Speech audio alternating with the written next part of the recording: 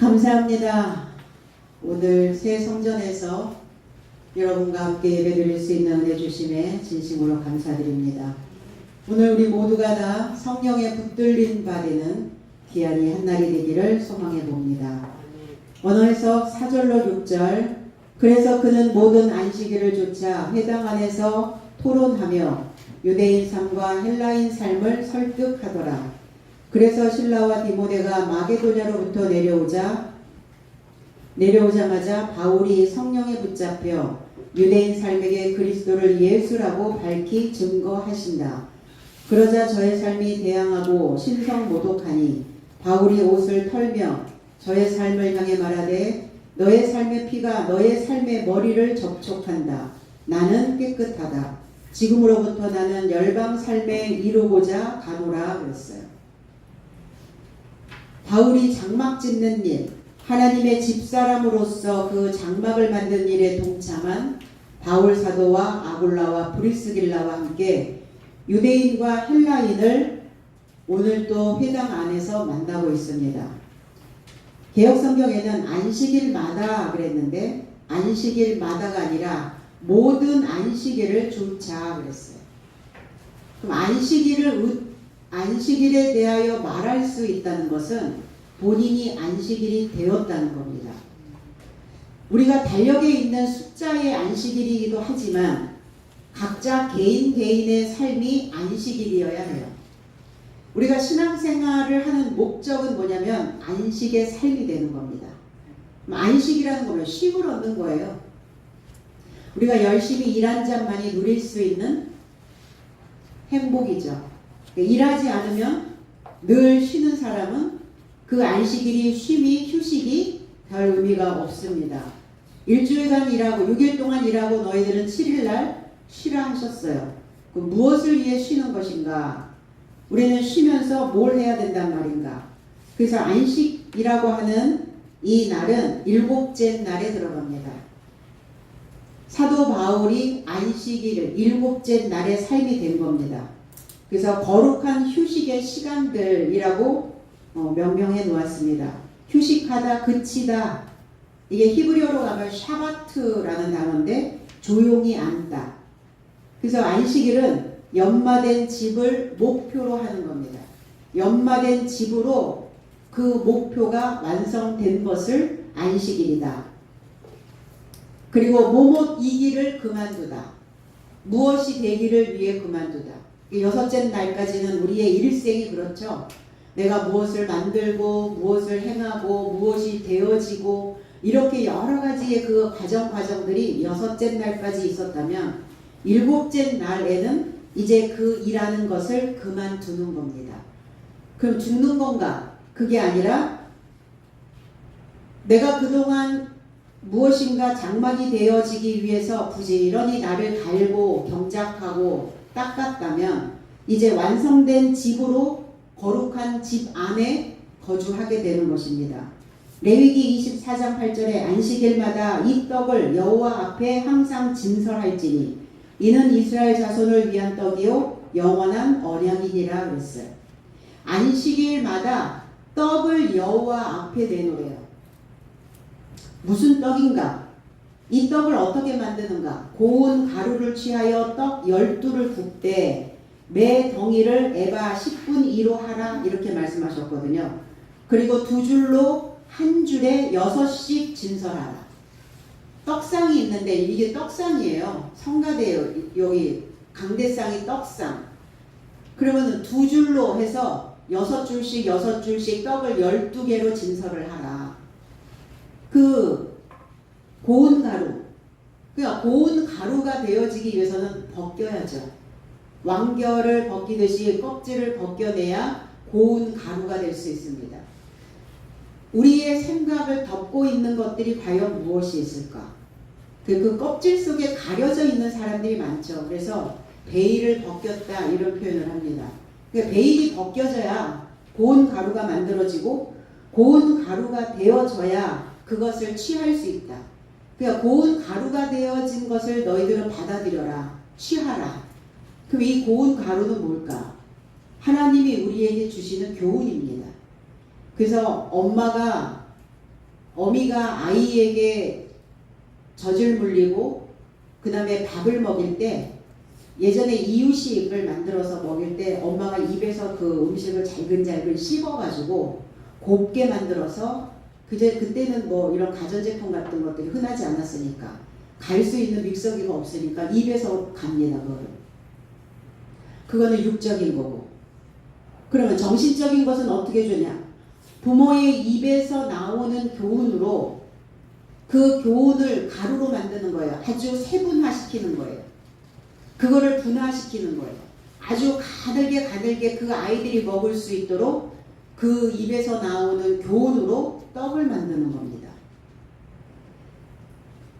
그래서 떡을 여기에서 만들어지는 하나님께 드리는 이 떡은 구멍을 뚫다 이런 뜻이에요. 상처를 입히다. 그러면 떡이 된다는 건 뭐냐? 상처를 입는 겁니다. 벼를 수확해서 껍질을 벗기고 고운 가루로 만들어서 떡을 만든다는 것은 짓이겨져야 되죠.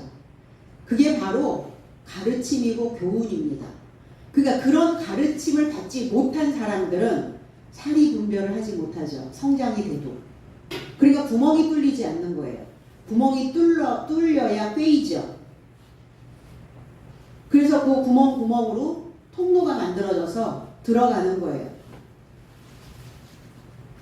왜 12개의 떡을 만들으라고 하셨을까? 12 사도이기도 하고 12 제자이기도 하고 그래서 5,000명을 먹이고 12 광주리를 수확하셨던 겁니다. 저와 여러분들이 12이죠. 그래서 인간은 고정되어져 있고 변하지 않으면 그는 죽은 인생입니다. 의식이 죽은 자예요. 그러나 살았다는 것은 뭐냐? 계속 변경되는 거거든요. 탈바꿈하는 거예요. 바꿔내는 겁니다. 아, 내가 이럴 때는 이렇게 하는 것이 좋겠구나. 사람들은 생각을 하게 되죠. 그게 둘의 의미고 열의 의미는 그렇게 변경하면서 내가 부유해지는 것입니다. 생각의 부자라고 말하지 않습니까? 마음이 부자야 이런 표현을 합니다. 통장에 돈이 많은 것이 부자가 아니에요. 통장에 돈이 많다고 하여 잘 사는 게 아닙니다. 마음이 부자여야 해요. 근데 마음이 부자인 자는 어떤 자냐? 상처가 받은 자들이라는 거예요. 뚫려 있는 자라는 거예요. 분별할 수 있는 마음을 가지고 있는 자들이라는 겁니다. 그래서 늘 반복하죠. 교훈이라는 건 한 번 들으면 끝나는 것이 아니라 반복. 세종대왕은 책 읽는 책광이었어요. 독서광이었어요. 근데 그 책을 어떻게 읽었냐면 한 책을 200번을 읽었답니다. 책 하나가 완전히 머릿속으로 들어오는 거예요. 반복하고 또 반복하고. 물론 새로운 책들을 구입해서 읽는 것도 중요하지만 내가 기존에 가지고 있는 그 책을 100번씩 200번씩을 반복을 하면 그게 머릿속에 다 들어와 있다는 겁니다. 그렇게 반복하는 거예요. 왜 하나님은 우리에게 이렇게 끊임없이 변화되어지라고 말씀하실까? 다양성입니다. 인간은 다양성을 추구하죠. 똑같은 색깔의 음식, 똑같은 색깔의 옷, 똑같은 모양으로 이 세상이 다 그렇게 천편일률적으로 만들어졌다면 사람들은 아마 다 돌아버릴 거예요. 돌아있는 사람들은 왜 도냐면 자기 속에서 다양성이 없기 때문에 도는 겁니다. 한 가지만 보이니까. 하나만 보이니까. 그래서 이렇게 내 생각들을 바꾸어내기 위해서는 바꾸어서 이렇게 12이 만들어지면 그때 비로소 하나님의 떡상에 진설되어질 수 있는 삶이 만들어진다는 것입니다. 두 줄, 그 다양해진, 변화되어진, 변경되어진 그걸 줄 세워라. 왜 우리 왜 이렇게 줄을 세우죠? 삐뚤삐뚤 해도 되는데 세상은 곡선이라고 하는데 왜 사람들은 반듯한 것을 원할까요? 줄을 서야 반듯해집니다. 줄을 서지 않는 사람들은 반듯해질 수가 없어요. 그러면 줄을 선다는 것은 무엇을 의미하는 것이냐? 정리한다는 겁니다. 군대 가보셨죠? 군인들 서 있는 걸 보신 적이 있으시죠? 안 가보신 분들은. 어떻든가요? 연병장에 배열되어져 있잖아요. 그 하나님께서도 인생들에게 그렇게 줄 세워라. 배열되어져라. 그러나 배열되어지려면 마음에 의향이 있어야 된다. 마음에 의향이 없는 사람들은 어디를 가도 배열이 안 돼요. 겉돌아요. 따로 놀아요. 그러니까 뭐가 안 돼요? 하나님 앞에 진설되어지지 않는다는 겁니다. 6개씩 표백입니다. 희게 만드는 거예요. 비단이 고치에서 뽑아져 나오면서 실이 만들어집니다. 6이라고 하는 의미는 그 의미와 같아요. 누에 고치에서 비단을 뽑아내는, 실을 뽑아내는 그 날이 바로 6째 날입니다. 그게 바로 6이에요. 끌어내야죠. 당겨야죠. 가만히 있으면 끌어내지든가요? 누가 당겨줍니까? 안 당겨줍니다, 세상은. 그래서 스스로 무엇인가를 할 수 있도록 부모는 입에서 그 가루를 만들어서 교훈을 주고, 만들어진 그 교훈으로 그들에게 떡이 되어줄 수 있도록 찰지게 만들 수 있는 지식을 반드시 넣어줄 수 있어야 된다는 것입니다. 그래서 그 대열에 참가한 자들은 어떤 자가 되냐면 전쟁에 능숙한 자들이 됩니다. 이 땅 전쟁터예요. 보이지 않는 아기다툼 전쟁입니다. 보이지 않는 심리전 전쟁이에요. 저 사람보다 내가 조금 더 월등해야 되지 않을까? 전쟁터죠. 먹고 사는 거? 당연히 전쟁터예요. 정신적인, 영적인, 육체적인 모든 전쟁터에서 능숙한 자가 되어지기 위해서는 우리는 반드시 하나님의 군사로 배열되어져야 될 줄로 믿습니다. 언제? 항상. 끊임없이 계속성. 이 계속성이라고 하는 것은 확장되는 겁니다. 우리의 삶이 축소가 아니라 확장. 그것이 하나님이 우리에게 주신 언약이다. 그것이 우리에게 주신 연합된 동맹한 자의 모습이다. 그럼 하나님과 내가 언약을 맺었다면, 동맹을 맺었다면 어떻게 하시는가? 우리를 먹이신다는 겁니다. 부모와 자식이 동맹을 맺었다는 것은 끊임없이 그 자녀에게 먹잇감을 준다는 이야기예요. 그래서 안식일마다 항상 이렇게 떡 12를 진설했다는 것은 전쟁의 대열에 참가해서 너희들이 지금 이 떡을 먹을 것이냐 먹지 않을 것이냐가 아니라 먹어야 되기 때문에, 먹으면 전쟁이에요. 먹지 않으면 전쟁이 일어나지 않습니다. 먹는 자만이, 배열된 자만이 전쟁을 치를 수 있고 전쟁에 능숙한 자로 부유하게 달라지는 것입니다. 그러니까 내 자신의 내면을 12로 채워라예요. 12이 되어라는 겁니다. 그래서 말씀을 소홀히 하면 마음이 병이 들어요. 그리고 밑빠진 독처럼 뚫려서 결국은 공허만 남습니다. 내가 7날이 되어야 그 7날이 거룩해져서, 저와 여러분들의 삶이 거룩해져서 그 거룩해진 삶을 기억하는 겁니다. 바울 사도가 회당에서 강론합니다.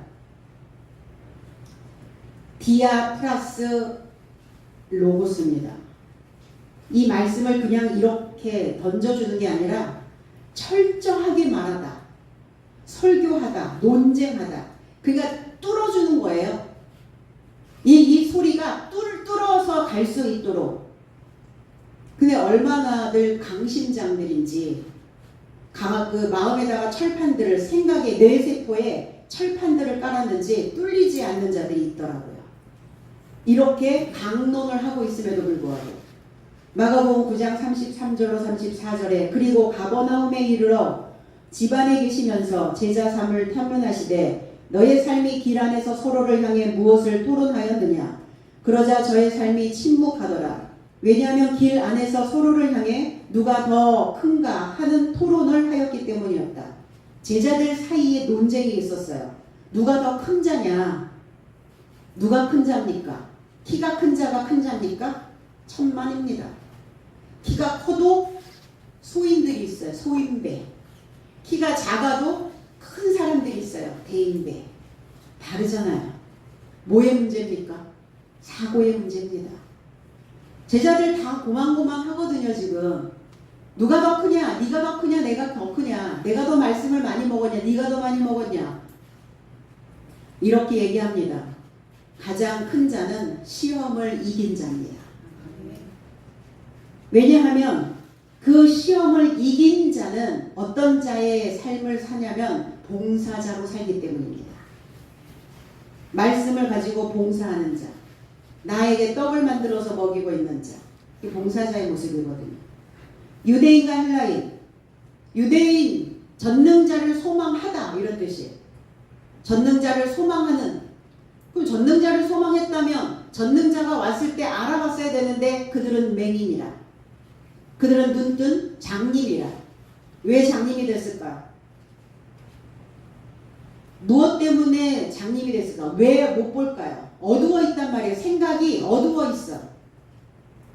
마음이 밝아야 되는데, 마음이 좋아야 되는데, 마음이 긍정이어야 되는데 늘 부정적인 것을 먼저 보고 나쁜 말을 먼저 하고 늘 꼬여있는 말을 먼저 하고 누군가를 탓하고 누군가를 비방하고 비난하고 이러다 보니까 어때요? 어두움이 쫙 깔려있는 거예요. 빛이 들어오질 않습니다. 아, 내가 내 입에서 나오는 말이, 내 입에서 나오는 언어가 어두움이구나. 그럼 난 소경이네. 이 유대인들이 소경이었어요. 헬라인들은 목걸이라는 뜻이에요. 목걸이. 목에 걸면 목걸이, 귀에 걸면 귀걸이. 하나님의 법을 가지고 있는 자들의 모습입니다. 무엇인가를 가지고 있는, 무엇인가 꿰어서 걸고 있는 자들. 헬라인들은 지혜를 구하고 높은 지식을 추구하고 있는 자들의 모습이었어요. 그들을 번면하더라. 설득합니다. 사람의 사고를 변화시킬 수 있는 것은 감성적인 설득이 아니에요. 세상 사람들은, 세상에 있는 강사들은, 강의를 하는 사람들, 그 사람들은 감성적인 설득을 하는 사람들이에요. 그러나 목회자는, 그러나 교회는 감성적 설득은 사람들의 마음을 변화시키지 못합니다. 논리적 설득이어야 돼요. 그러면 교회가 지금 뭘 하고 있을까? 교회는 감성적인 설득만 하고 있을까? 아니면 논리적 설득을 하고 있을까? 오늘 바울 사도께서는 유대인과 헬라인들에게 감성적인 것들이 아니라 논리적 설교를 하고 있기 때문에 뚫고 지나갈 수 있는 거예요. 뭐가 팍팍 박히겠죠? 그래서 지적으로 조금 높은 사람일수록 논리적으로 올바른 설득을 당한답니다. 갈라디아서 5장 7절로 8절에 너희가 다름질을 잘하더니 누가 너희를 그 진리로 설득받지 못하도록 막았느냐? 그 설득은 너희를 초청하신 이에게서 난 것이 아니다 그랬어요. 진리로 설득되지 못하도록 막고 있다면 너희들은 또 다른 어떤 거에 설득되고 있을 것이다. 진리로 설득되지 못하고 있다면 비진리로 설득될 것이다. 그건 하나님의 뜻이 아니다. 진짜냐 거짓이냐. 그럼 왜 교회 안에서 진짜와 가짜를 논해야 될까? 안타까운 현실이죠. 교회는 진짜만 있어야 되는데, 신은 참신만 있어야 되는데, 왜 우리가 다 같은 하나님을 믿으면서 왜 참이냐 거짓이냐를 왜 이렇게 이야기해야 될 것인가? 가짜가 너무 많다는 겁니다. 믿음으로 확증받는 다름질 안에, 다름질이에요. 우리가 믿음으로 확증받는, 설득받은. 그런데 역류되어 올라오는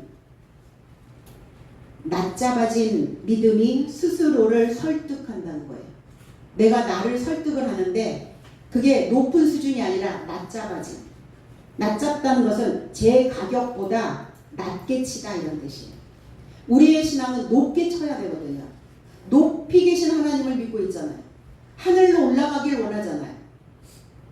그런데 다 스스로가 자기 자신을 낮잡은 신앙인으로 만들어버려서 그런 것들이 역류해서 올라와요. 그 역류되어져 있는 생각들이 나를 설득하고 있다는 겁니다. 하나를 이루기 위해서 뭘 해야 될까? 사람들은 고민하죠.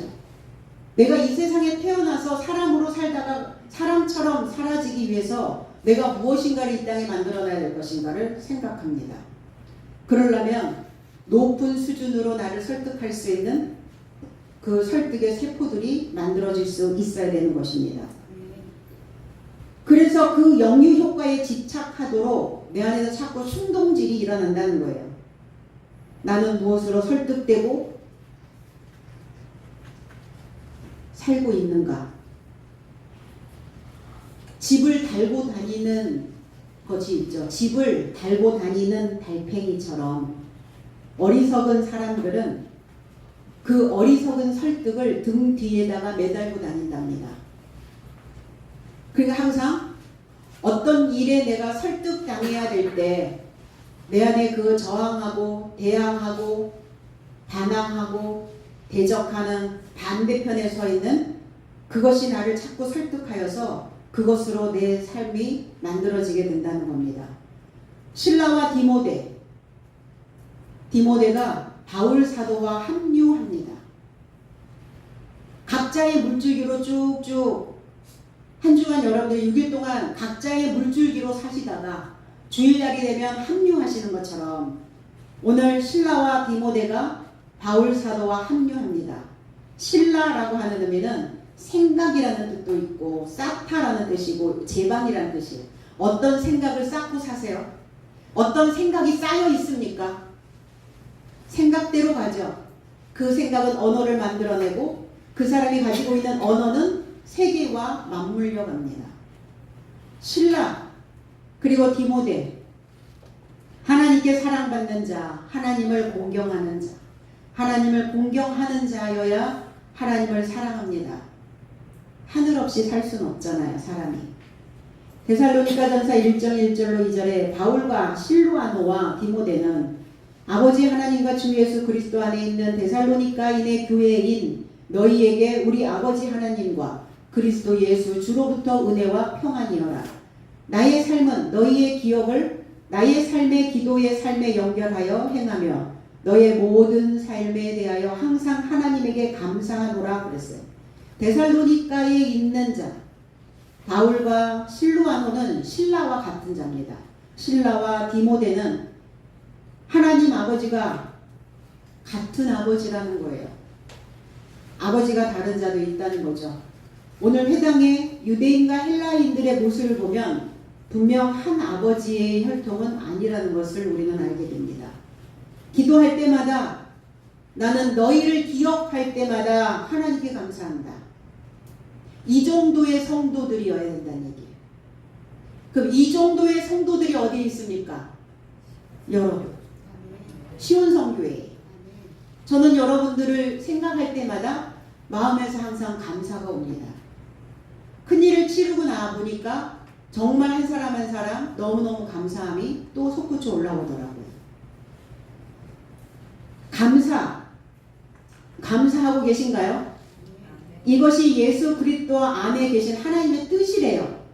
그러니까 우리가 그냥 감사해도 되고 안 해도 되는 게 아니라 아버지의 뜻이 너희들의 인생이 감사로 만들어져야 된다.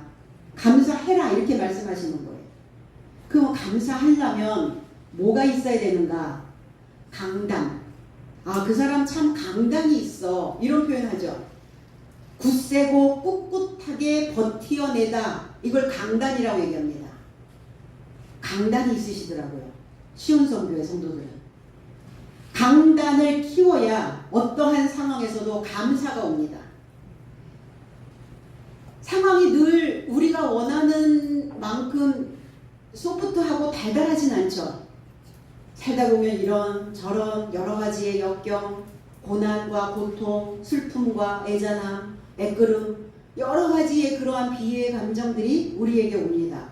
그럴 때 내 안에 그 굳세고 꿋꿋하게 버텨낼 수 있는 그 강단이 만들어져 있는 자는 그 환경 속에서도 감사를 할 수 있다는 겁니다.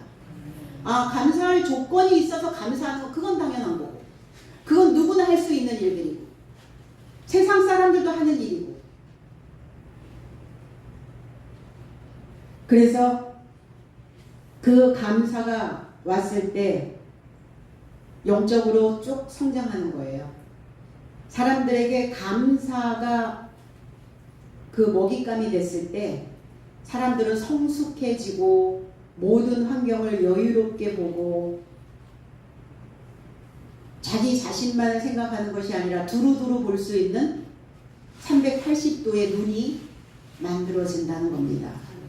마게도냐로부터 내려왔다 그랬어요.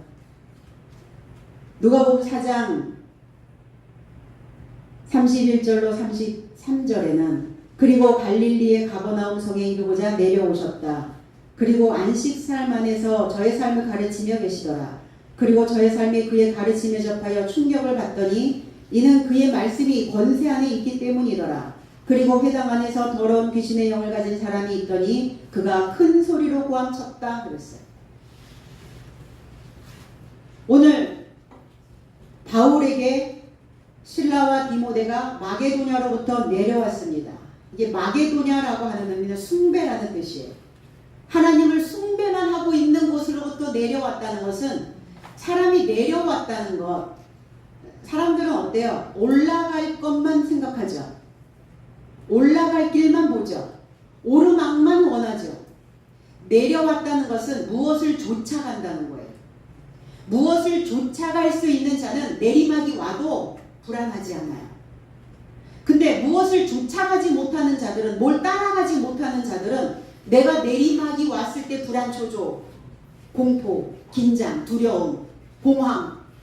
공황이 오는 거예요. 그래서 뻥 뚫려버리는 거예요. 내가 어디로 가야 되지? 방향. 이게 안 잡히니까. 그래서 바울을 따라서 지금 내려온 겁니다. 우리도 내리막이 있을 때 무엇을 따라가고 있는지를 한번 내 속을 살피면 좋을 것 같습니다. 가버나움에 이르르셨어요. 거기에 귀신의 영을 가진 자, 그 귀신의 영을 가진 자가 이렇게 소리십니다. 나사렛 예수여, 당신과 나의 삶이 무슨 상관입니까? 상관이 없는 자가 왜 나사렛 예수를 알고 있습니까? 하나님과 상관없는데 왜 나사렛 예수를 어떻게 알아요? 상관이 있었기 때문에 알고 있었던 것이죠. 바울과 실라와 디모데도 하나님을 숭배하는 마게도냐로부터 그리고 그의 삶이 새로 고침으로부터 내려왔다는 겁니다.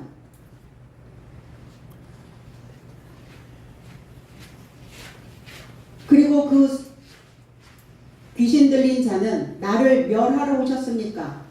나는 당신이 누군지 압니다. 하나님의 거룩한 자입니다. 이렇게 얘기하고 있어요. 더러운 영에 있었단 말이에요. 깨끗하지 못했다는 겁니다. 하나님의 말씀인 성령에 붙들렸다 이렇게 말합니다. 거룩한 말씀. 그러니까 거룩한 영이 됐다는 건 뭐냐? 말씀입니다. 말씀에 붙들려야 거룩한 영이 되어줄 수 있어요. 요한일서 4장 1절로 3절에 사랑스러운 삶이여 모든 영으로 믿지 말고 오히려 하나님에게서 나왔는지 여부로 영 삶을 확증하라. 왜냐하면 거짓 예언자 삶이 세상에 이르고자 나왔음이니라. 이것 안에서 하나님의 영을 알지니 육체 안에 오신 그리스도인 예수를 시인하는 모든 영은 하나님에게서 나온 것이다. 그러나 육체 안에 오신 그리스도인 예수를 시인하지 않는 모든 영은 하나님에게서 나온 것이 아니니 이것이 또한 적그리스도의 영이요 그가 온다는 것을 너의 삶이 들었는데 지금 세상에 벌써 있느니라. 2000년 전에 가신 예수, 재림 예수, 그러니까 이 재림 예수를 아직까지 기다리고 있기 때문에 이단이 만들어지는 거예요. 이 해석을 잘못하면 이단이 계속 늘어날 수밖에 없습니다. 해석의 문제입니다. 세상에 벌써 있다고 하시잖아요. 세상 안에 벌써 있느니라. 그 세상 어떤 세상입니까? 질서가 잡혀지고 하나님과 하나님이 배열해 주시는 그 질서 안에 정돈되어진 자들의 모습입니다. 하나님의 말씀으로 단장되어진 모습입니다. 하나님의 영과 하나 되어져 있는 자의 세상입니다. 그런데 거짓 예언자 삶이 있대요. 미혹의 영입니다. 무엇으로 아는가? 그리스도 예수의 증거하신 말씀과 동일해야 되는데 그 말씀과 동일하지 않다는 거예요. 엉뚱한 거 갖다가 막 다 갖다가 붙여버리는 거죠. 성경에서 성경으로 가면 되거든요. 성경에서 성경으로, 말씀에서 말씀으로, 영에서 영으로 이렇게 옮겨가야 되는데 하나님의 영이 아닌 미혹의 영. 그러니까 그 말씀이 그들의 삶을 뚫어내지를 못해요. 떡을 못 만들어냅니다. 죽은 떡이에요. 곰팡이 난 떡입니다. 먹겠습니까? 근데 사람은 먹더라고요. 그 영은 하나님과 통행하는, 교류하는 통로의 역할을 합니다. 육체 안에 오셨다면 성경 해석이 같아야 합니다. 말씀과 합일이 되어져야 돼요. 합쳐져서 하나가 되는 겁니다. 육체 안에 오셨다는 것은 우리의 살덩어리가 아니라 생각 안에 오셨다고요. 사망의 생각 안에 오셔서 우리의 사망의 생각, 그게 육체의 생각이거든요. 사망의 생각 안에 오셔서 생명과 성령의 그 법으로 우리를 다시 살게 하시는 거예요. 그러니까 사망의 생각에 왜 오셨나? 인생들은 자기가 사망의 생각을 하고 있는지조차도 모른다는 것입니다. 그러니까 그 사망의 생각으로 계속 삽질하고 있는 거죠. 그런 표현 하죠. 삽질하네 이런 거. 삽질.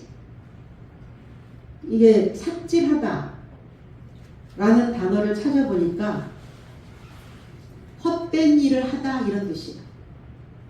헛된 일을 하는데 가장 빠른 길을 놔두고 한참 멀리 돌아가는 길을 택하거나 결과와 전혀 상관없는 일에 시간을 허비한 경우에 쓰는 말. 이게 삽질하는 거예요. 그러면 교회 다니는 그리스도인들이 삽질하고 있으면 안 되잖아요. 왜 멀리 돌아가요? 빨리 와야죠. 빠른 길이 있는데. 지금까지 얼마나 많이 돌아왔는데. 광야에 40년을 돌았는데. 반평생을 돌았는데 또 돌아? 삽질이에요. 헛된 일입니다. 결과가 없다는 것입니다. 거짓 영에 붙들려 있지 아니한가 분별하라는 것입니다. 그래서 붙잡히라는 거예요. 그래서 붙들리라는 겁니다. 붙들리려면 소유하셔야 돼요. 우리는 내가 가만히 있으면 하나님께서 나를 그냥 이렇게 낚아채시듯이 나를 꽉 붙잡아 주실 것이다. 아니요. 하나님의 영을, 하나님의 말씀을 내가 소유해야 붙들어 주신다는 겁니다. 그거 간직하라는 거예요. 그리스도를 예수라. 그리스도를 예수라 증거한다. 밝히 말하고 있다. 기름 부음을 받은 구원자. 기름 져야 구원입니다. 수렁에서 건짐을 받으려면 기름이 필요합니다.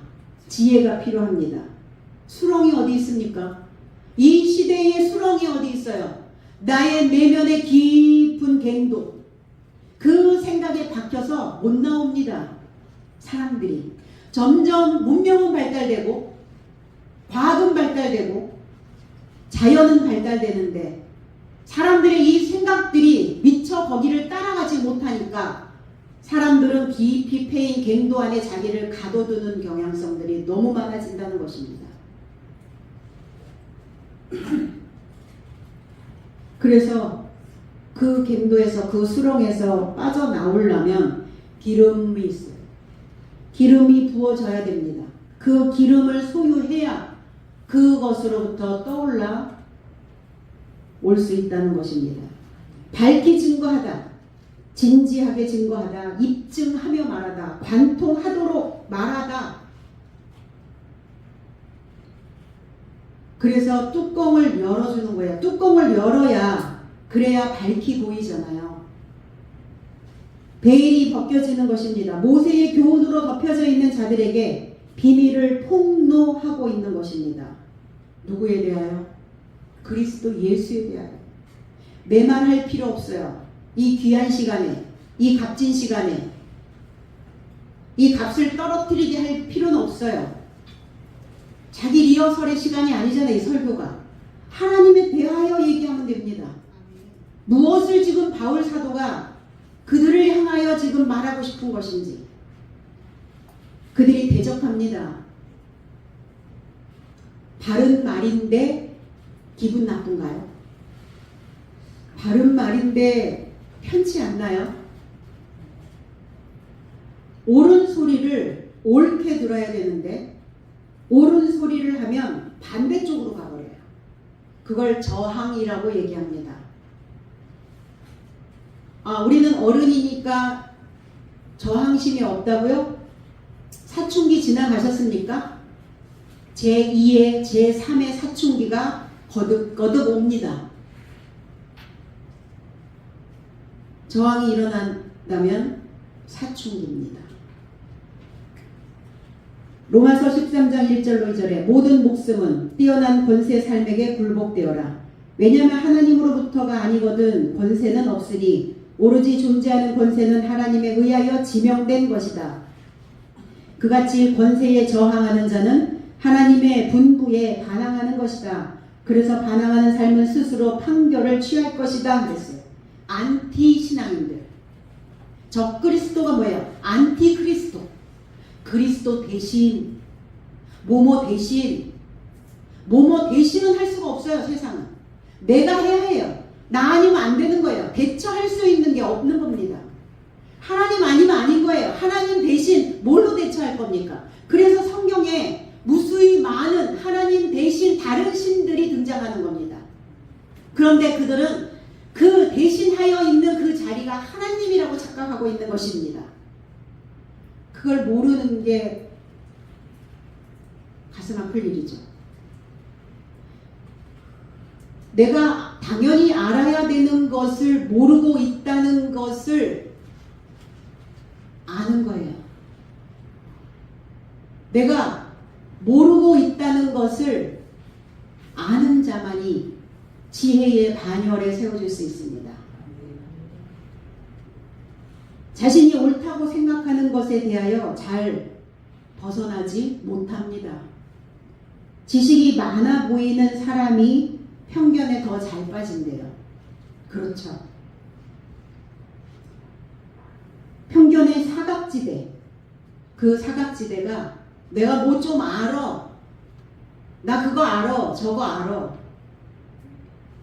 이렇게 생각하는 자기 스스로죠. 남은 인정 안 해줘도 돼. 혼자. 자기 스스로 그렇게 생각하고 있는 사람들의 이 편견의 사각지대가 다른 사람들보다 훨씬 넓답니다. 그러니까 이런 편견에서 오는 그 대항, 이런 편견에서 오는 저항, 이런 편견에서 오는 안티, 그게 무의식적이다. 그 무서운 일입니다. 내가 무의식적으로 그랬어. 무의식적으로 말하고 무의식적으로 표현하고 의식이 없는 거예요. 숨만 쉬고 있는 자입니다. 내가 어떤 말을 하고 있는지, 어떤 행동을 하고 있는지, 어떻게 제스처를 취하고 있는지 의식하셔야 됩니다. 그래야 죽은 시인의 사회가 아니라 살아있는 시인의 사회가 만들어질 수 있습니다. 그들이 회방합니다. 모독합니다. 악담합니다. 그들 속에 악이 있기 때문에 악담이 나오는 겁니다. 그들이 악마예요. 겉은 사람인데 속은 악마. 그래 악담이 나오죠. 불경건하게 말하다 이런 뜻이. 바울이 그들을 향하여 옷을 떨어버렸어요. 옷을 흔들어 버렸어요. 마태복음 10장 14절에도 그리고 누군가 너의 삶을 맞이하지 않거나 너의 말을 듣지 않는다면 그 집이나 성에서 나오고 너의 삶의 발의 먼지를 떨어내라 그랬어요. 관계 끝내라 이거예요. 질질 끌려가지 않습니다. 주님. 연연하지 않습니다. 관계에 연연하지 않아요. 절도 있게 끊는 거예요. 마디마디 왜 끊습니까? 아니면 아닌 것이지. 옳으면 옳은 것이지. 이렇게 가는 거예요. 그래서 아닌 것은 아니라고 분명하게 말하고 너희들이 옳은 것은 옳다라고 말해라. 그냥 떨어버리는 거예요. 옷은 신분을 나타내기도 하고 옷은 우리의 수치를 가려주는 덮개이기도 합니다. 그들을 향하여, 모독하는 자를 향하여, 그 악마들을 향하여, 악담을 하는 자들을 향하여 그들의 신분을 박탈하는 겁니다. 우리의 신분이 뭡니까? 하나님의 씨를 받은 하나님의 자녀의 삶이잖아요. 왕이요, 제사장이요, 거룩한 나라요. 신분 박탈. 그럼 어디로 내려가요? 노예로 내려가는 게 노예. 종으로 사는 거예요. 평생 노예 문서 없애지 못하고 자기 안에서 생각되는, 자기를 설득하고 있는 그 설득에 의하여 달팽이 집처럼 그렇게 살다가 가는 것입니다. 그래서 오늘 바울 사도는 그들에게 떨어져야 되는 씨를 털어버리는 거예요. 씨를 털어버리면 어때요? 심겨지지 않잖아요. 열매 없죠? 공급 안 되죠? 그러니까 그들은 어때요? 공급이 안 되니까, 줄기가 끊어져 버리니까 바짝 말라버리는 거예요.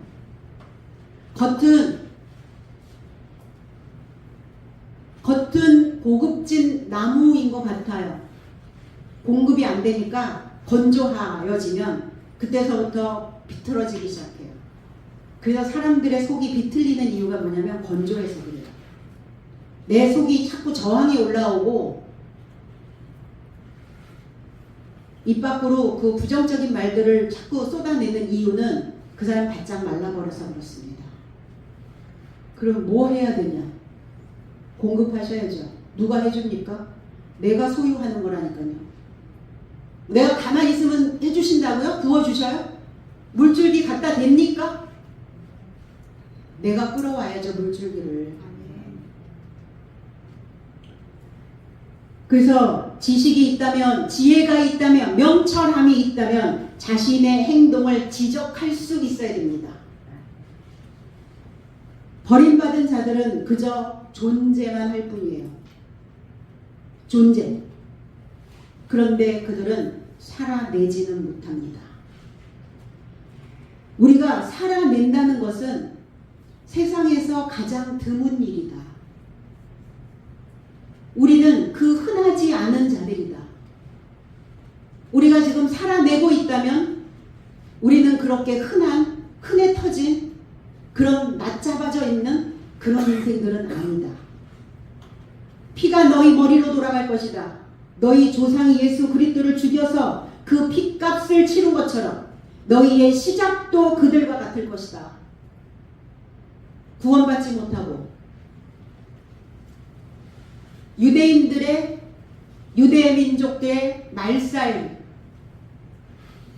그것이 역사적인 것으로만 올 거는 아니라는 거예요. 그 피를 우리에게 돌려라. 분명히 유대인들은 그랬거든요. 그 민족들이 몇만 명이 독가스에, 그 나치의 치하에 그 다 타 죽어버렸어요. 핏값을 그들에게 받아낸 겁니다. 그럼 바울사도 똑같이 그렇게 말씀하시는 거예요. 너희들이 분명히 그 핏값을 치우게 될 것이다. 사고에 구원받지 못하고 그 현상을 유지하는 자들, 병든 자들입니다. 왜 이게 내 생각 속에서 왜 이게 변화가 일어나지 않을까? 꾸물거리는 거예요. 병적인 꾸물거림. 병든 자들이 그 꾸물거리는 게 있어요. 꿈지럭거려. 왜 이렇게 꿈지럭거려? 그러죠? 빠릿빠릿하지 못하고. 사고의 전환도 이게 좀 빠릿빠릿해야 되거든요. 그래서 병적인 꼼지락 증후군에 걸린 자들, 유대인들, 오늘 해당에 있는 헬라인들, 그들 뿐이겠습니까? 현실에 살고 있는 21세기에 살고 있는 신앙인들, 이 병적인 꼼지락 증후군에 안 걸려 있습니까? 아, 변화 싫어. 그냥 있는 대로, 하던 대로, 있던 대로, 그 자리에, 그곳에, 그렇게. 변화를 시도해 보니까 어때요? 너무 많은 에너지가. 그러니까 그렇게 내가 그 병적인 꼼지락에서 벗어난다는 것은 내 안에 있는 에너지를 다 끌어서 쓰는 거예요. 쓸 수 있으니까 쓰는 거죠. 그거 남겨놔서 뭐 할 겁니까? 그거 남겨놔서 뭐 할 거냐고요. 다 쓰고 죽어야지. 사도 바울께서 나는 깨끗하다. 나는 첫 아담의 피로부터 찍고 나온 자다. 짐승의 수준에서 나온 자다. 그 귀신의 처소에서 나온 자다. 그리고 샤워하셔야죠. 오늘 샤워하셨습니까? 오늘 제대로 씻고 가시기 바랍니다. 오늘 이 말씀으로 샤워해서 깨끗하게, 씻지 않으면 더러운 영이요, 씻지 않으면 귀신의 집입니다. 씻지 않으니까 마음이 더러운 거예요. 감정이 더러워지고 속이 더러워지고 마음이 더러워지고 기분이 더러워지는 겁니다. 귀신의 영이에요.